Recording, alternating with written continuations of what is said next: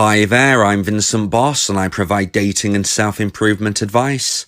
And in today's podcast, we're going to be discussing no contact rule, limited contact. I provide audio and email coaching to help people try and get their ex back or get a new girlfriend or boyfriend. Check out my website for more details, www.dateme.tips.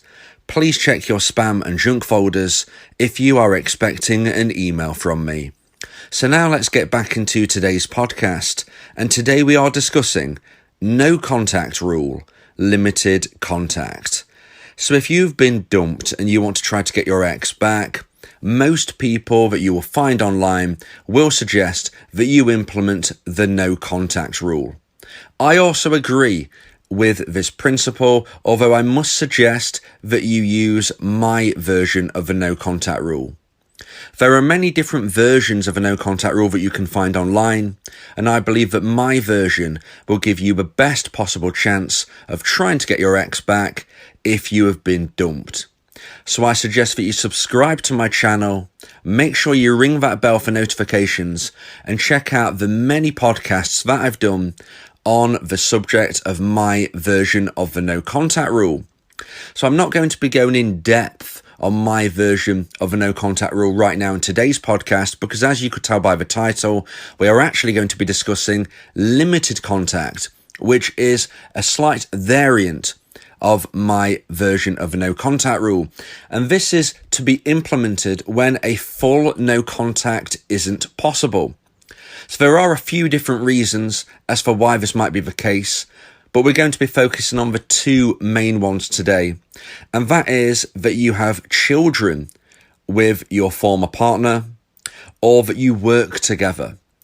So in these instances, as you can tell, it's going to be basically impossible to implement my version of a no contact rule without you even understanding the full ins and outs and the nitty gritty of my version of a rule. You can tell by the title, no contact rule, it suggests that the main portion of a rule is no contact. And if you have children together, then of course, there are going to be times where you have to interact because of the children.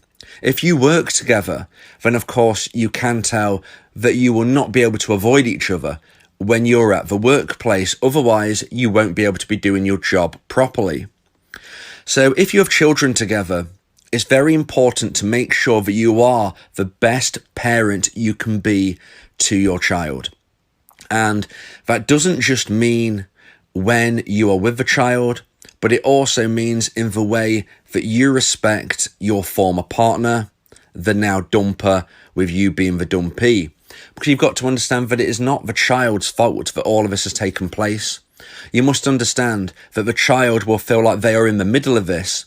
You know, they're not choosing who's right and who's wrong. They're not looking at all of the finer details. They just see two people who are their parents, who are now no longer together, and they're going to be going through a very tough time. The last thing that they want to be hearing is you and your ex arguing or you speaking badly of your ex or vice versa. So it's very, very important that you are the best dad that you can be, that you are the best mum that you can be, that you are the best parent that you can be to your child. And this, as I've said, it's not just about in how you interact with your child, but it's also showing respect to your former partner. Because whether or not your child is in earshot of any potential disagreement or argument you might be having post-breakup, there's a very good chance they might hear this and you hear about this from your partner or by some other means, and you just don't want that. So focus on being the best parent you can. Now, if we quickly switch to the other main possibility of when you want to use limited contact, that is when you're working together. And if you're working together, you want to make sure that you are holding down your job and that you are progressing as far up the business, the company, the job as you can and as you want to. And you're not going to be able to do this if you are refusing to do certain elements of a job because you're having to interact with your ex. And you also don't want to be making your ex feel awkward so that they can't implement their job sufficiently and efficiently, because that's not fair. If there's any type of problem between you and your ex whilst you're working together, this could mean that you or your ex lose your job. Okay, and that would be a disaster for both of you. That is not what you want. So you need to be making sure that when you're working together, you are being respectful, but you are always keeping things on point. Okay, so when you're in the workplace, if you're having to interact, make sure you keep things on point to the job. Don't start talking about the breakup whilst you are working. Make sure you are coming across as happy, carefree and fun, and also professional. It's got to be all about the job. Now, if we go back once more to if you have children together, once again, you've got to keep things on point. So if you have to contact your ex regarding your child, or if you have to see your ex when you pick your child up, or if you have to see your ex because they are coming to pick their and your child up, they're picking the child up to take away with them for a while, whichever the situation is, you've got to make sure that when you're interacting, you're keeping things on point, you're keeping things about the child. Again, be happy, be carefree, be fun, be positive. Do not start talking about the breakup. Talk about the plans for the child and how things are in that realm. You just want to be keeping things on point. So you're probably thinking, well, this limited contact, it's going to be very, very difficult for me to create intrigue and interest from my ex to me. If I'm seeing them kind of regularly still, how on earth can I grow that level of romantic emotional attraction? How can I develop feelings in my ex? Because they're not going to be missing me, because they're seeing me, and they're hearing from me quite regularly. What can I do? Well, you actually have a unique opportunity when you're using limited contact rather than a full no contact. And that is that you have the necessity to see and interact with your ex. Whereas somebody who's using a full version of no contact, they don't have that necessity. They don't have that reason, and therefore they can't. You have an opportunity. So although on one hand, you don't have the possibility of using space to grow intrigue and interest and grow in romantic emotional attraction that way, you have a different way of doing that with limited contact. And that is because you have to interact. And in most instances, that is going to be, face-to-face contact. You can do certain things to increase your chances of growing romantic emotional attraction. First of all, always make sure you have fantastic personal hygiene. Okay, it goes without saying, you've always got to be absolutely on point with this. Fantastic personal hygiene. And linking on with this, you've always got to be looking your best. Even if it's with you're working with each other and you're wearing maybe a kind of like a uniform which isn't particularly attractive, you might think, you can still make yourself look the best you can. If you have hair, the way you do your hair. If you wear makeup, the way you do your makeup. Even if you don't have hair, even if you don't wear makeup, whether you're a man, whether you're a woman, it doesn't really matter on this. You can be making sure you look your best, just look fresh, just look healthy. If you're making sure that you are exercising, if you're making sure that you're eating healthy, if you're making sure that you are removing bad substances from your life and that you're getting enough sufficient sleep, all of these things will mean that you are living a healthier life, and therefore the byproduct of that is you will look more attractive anyway. You will just have that natural attractive glow of a healthy person. So you can just do that. Even if you're wearing a work uniform, there's not much you can do. You can make sure you are looking more attractive. Now, if it isn't to do with work, if it's because you have children together, maybe you are going to pick up your child from your ex, maybe your ex is going to pick up your child from you, then you are seeing each other face to face in a non-work environment. You can obviously use that to your advantage by dressing in a way which is really attractive. Maybe get some new smart fitted clothes, just make an effort with your appearance. That is what I'm getting across. You have this opportunity to physically attract your ex, and they will be able to notice that you're making improvements to your life by the way you look healthier. And if you get chance to showcase new styles in clothes, in hair, in makeup, in jewelry, whatever you wear, okay? Now, you don't want to make it too obvious. You don't want to be going completely over the top. Don't be dressing up as if you're about to go on a night out, if it's just, like a Monday morning or something. But you can be making yourself look good. And if you have the finances to get some new clothes, give yourself a bit of a fresh look, a bit of a makeover. Doesn't matter if you're a man or a woman, it's just as important. Then, you need to be using this to your advantage. You're seeing your ex one-on-one, you're seeing your ex face-to-face. Use this to your advantage. So, you're going to be keeping things on point, okay? So you're speaking about your child, or you're speaking about your job. And the reason why you're doing this is because you need to be using as much no contact as possible. And that is basically, you're not bothering your ex about the breakup. That is the main thing that you want to be taking from this. Keep things on point when you're speaking. However, please pay attention to what your ex is saying. Because if your ex isn't keeping things on point, you have the chance to grow this conversation. So whereas you are making sure that you're only speaking about work, or you might be kind of just saying, it's a nice day, isn't it? Keeping very basic terminology and conversation.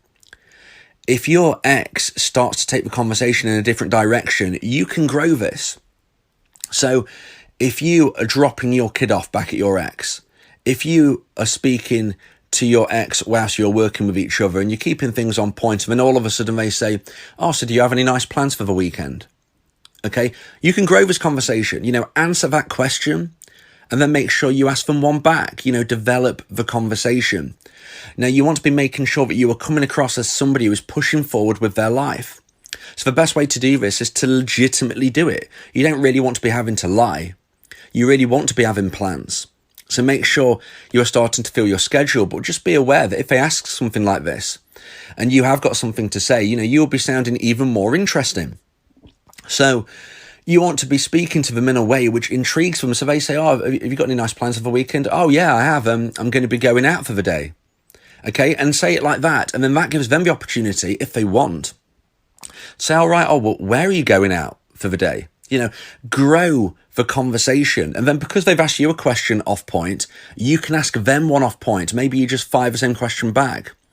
You start to grow the connection like this in a way which is very subtle and not obvious, always making sure that they are doing the work in this instance. You don't want to be putting on any pressure. You don't want to be doing anything which makes it look like you are doing the chasing. That is absolutely a bad idea. Okay, no chasing. Just remember that you're using limited contact, which is a version of the no contact rule. And therefore, you shouldn't be going off point unless your ex takes you down that route. As you grow this conversation and this communication over weeks, months it may be, just look for the subtle signs, okay? And you've always been wanting to make sure that the thing you're absolutely looking for, is that your ex makes it completely obvious that they are now interested in you again. Now, this might be something that they actually do in text. It probably won't be face-to-face. You might find that they start texting you a little bit more off point, okay? And therefore you can grow things that way.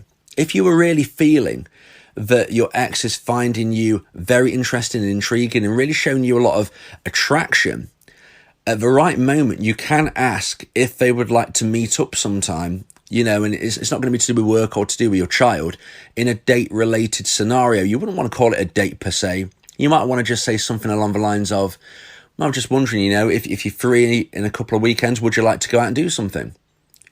Just keep it really chilled, but please make sure you don't jump the gun here. You've really got to be sure that you've had enough communication from your ex to showcase their interest. That would mean various times they have taken things off point and that the communication is growing and that they are giving you compliments and that they are really showing a high level of interest. Don't be doing this straight away. But if you misjudge this, you'll be going straight back to square one. You'll be going straight back to the beginning, and they will be looking at you with a little bit more caution than they were before. If you jump the gun and say, oh, do you want to go out?